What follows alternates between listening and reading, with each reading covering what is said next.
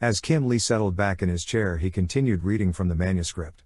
The tone of his voice and the rhythm of his reading could not hide his doubt as he continued on. But still, I was able to return to the place where he had left off. I felt a strong connection that I could not interpret its meaning. I came to realize that the voice I heard was not coming from the mantis but from the eerie shadow that it had cast. And the words it spoke were not those heard by the ears but felt in the heart. Even though I had no explanation for it, the fact is, I heard and was moved by each utterance of this unknown apparition. Speaking again, he said, "The reason you cannot plus move is that you do not have the faith to do so. Your prayers are weak because your connection to your ancestors is weak. I know you do not know where you came from, but I will enlighten you." His words were short, but the understanding of them was far-reaching. As he spoke, I felt deep connections inside myself as he explained my life before, my memories here in this place, but it was like I was watching these events from someone else's perspective. Your real father and his father before him and generations of your blood before that worked secretly for the king. Your family was chosen to protect the royal line from the tribulations that come from political unrest. It was their duty to protect the king by gathering information on those who might want to overthrow the crown or to subvert and twist it to their own selfish gain. Your people were known as farmers, butchers, and merchants, but actually they were the most elite warriors that ever served His Majesty. They were without equal. There is a faction among the kingdom that are seeking their own power while pretending to serve the king. From scholars to ministers of His Majesty's court. They scheme against the king and his people. When they became aware of your family's secret, they plotted against you to eliminate every last drop of your family's blood.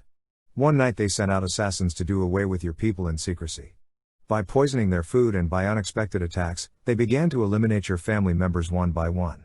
When your father realized that your mother had been poisoned, he quietly gathered you up and snuck out of the palace and left you with the only person he could trust. His friend and your master for safekeeping. He said he would return once he brought those responsible to justice, but he was caught on his return to the palace and secretly executed.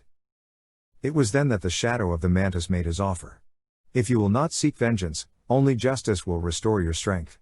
You must serve and protect the king and his subjects with a pure heart. If you agree to our terms, we will forge you into the most dominant warrior to ever walk the face of the earth, and no army or weapon will be successful against you. But this oath too will have its price. There will come a day when you will be betrayed by the people you serve, and you will have to offer up your own life willingly to protect those you love. There will be no escaping this destiny. But if you accept it, you will live on and your life will once again be restored to you after a short time. The terms of this agreement appealed to me. So in my thoughts I agreed to accept this offer and the destiny that came along with it. At that, the mantis spread its wings and hovered over my body, saying, "Get up, accept your destiny." And at once the breath returned to my body and I could feel the blood once again flowing through my limbs, and the paralyzing great weight was lifted off of me as I once again began to move my body of my own free will. Now facing the shadow, its words filled my mind rapidly. As this world turns one day, you will exist in a different world 243 days. You must gather the bodies of your people and drain their blood into the foundry vessels to quench the steel. Their bodies must be burned to ash and their ash added to the furnace to forge your armor and weapons.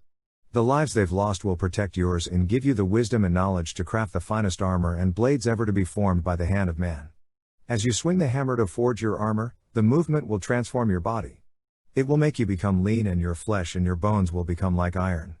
Your strength will be like that of many men and your speed will be unmatched. And we will heighten your senses. Your situational awareness will be well beyond any comprehension. You will see, hear, and feel everything that is around you. This will be your greatest strength. And just as the mantis had said, swinging the hammer to forge my armor, did unquestionably forge my body into something entirely different. Something very different indeed.